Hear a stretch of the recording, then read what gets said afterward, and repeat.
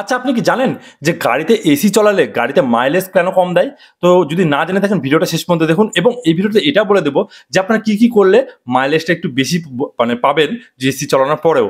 যে ভুলগুলো আপনারা যদি এর মধ্যে করে থাকেন তাহলে আজকে এই ভিডিওটা দেখার পরে সেই ভুলগুলো আপনারা করবেন না। তো সেজন্য ভিডিওটা দেখুন শেষ পর্যন্ত। আর এরকম টাইপের আরো গাড়ির ভিডিও পেতে অবশ্যই চ্যানেলটিকে সাবস্ক্রাইব করে পাশে বেল আইকনও প্রেস করে দিবেন। তো চলুন মেইন ভিডিও টপিকে এবার আমরা চলে যাই। দেখুন, আমরা যখন গাড়িতে এসি চলাই তখন গাড়িতে একটা বিশেষ যন্ত্র কাজ করে, যেটা হলো আমরা কম্প্রেসার বলে থাকি।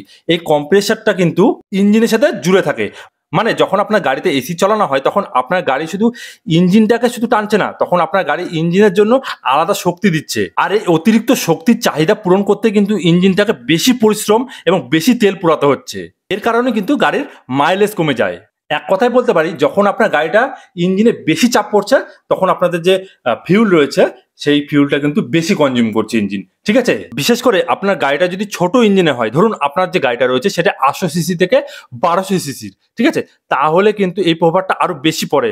আর যখন ট্রাফিকে থেমে থেমে যান তখন মাইলেজ কিন্তু আরো খারাপ হয়ে যায়। আশা করি আপনাদের বুঝতে পারলাম এই ছোট্ট জিনিসটা। তো আপনাদের যে তেলটা কেন বেশি খায় যখন আপনার ইঞ্জিনটা চলে, আমি বলে দিচ্ছি। যখন আপনার এক কথায় যখন আপনারা হচ্ছে গাড়িটাকে রাইড করবেন, এসি চালাবেন, তখন কি হয়, আমাদের কিন্তু যে কম্প্রেসার আছে সেটাকে কিন্তু ইঞ্জিনের সাথে কানেক্ট করা থাকে, যার ফলে আমাদের এসিটার মধ্যে কিন্তু হাওয়া দিচ্ছে। বা এক কথায় আমি সহজভাবে বুঝিয়ে দিচ্ছি যে এসিটাতে আমরা হাওয়া পাচ্ছি। এর ক্ষেত্রে আমাদের কি হচ্ছে, তখন আমাদের কিন্তু ইঞ্জিনটাকে বেশি চাপ চাপ পড়ছে ইঞ্জিনের মধ্যে। এই চাপের ফলে আমাদের কি হচ্ছে, ইঞ্জিনটা যখন বেশি চাপ পড়বে তখন তো বেশি তেল খাবেই। এক কথা কাজ যখন বেশি করবো তখন তো বেশি খাবার খাবোই আমি।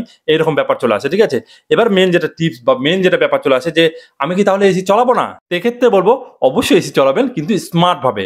স্মার্ট ভাবে কিভাবে? দেখুন, খুব যদি গরম না পড়ে তাহলে ফ্যান মোডেই রাখুন এবং গাড়ি ঠান্ডা হলে একটু পরে এসি বন্ধ করে দিন। এতে কিন্তু মাইলেজ বেশি পাবেন। তাছাড়া যখন আপনার গাড়িটা নিয়ে যাবেন তখন কিন্তু ভালো করে আপনার গাড়ির যে উইন্ডোগুলো রয়েছে, জানালাগুলো ভালো করে কিন্তু বন্ধ করে দিন। এতে কিন্তু এসির পরিশ্রমটা কম হবে। এক্ষেত্রে কিন্তু আপনার তেলটাও কিন্তু বাঁচাতে পারবেন। এইভাবে আপনারা ঠান্ডাও পাবেন, সাথে আপনারা কিন্তু মাইলেজটাও কিন্তু ভালো পাবেন এবং কিন্তু মানে মাইলেজটা এক কথায় কমবে না। আশা করি এই ছোট্ট ভিডিওটার মধ্যে আপনাদেরকে পুরোপুরি বুঝিয়ে দেওয়ার চেষ্টা করলাম বা বুঝাতে পারলাম। যদি বুঝতে পারেন তো একটা লাইক করবেন, যারা নতুন বন্ধু আছেন সাবস্ক্রাইব করে পাশে বেল আইকনে কিন্তু প্রেস করে দিন। চলুন আজকে আমাদের সবাই ভালো থাকবেন, সুস্থ থাকবেন। Thank you, take care, bye by.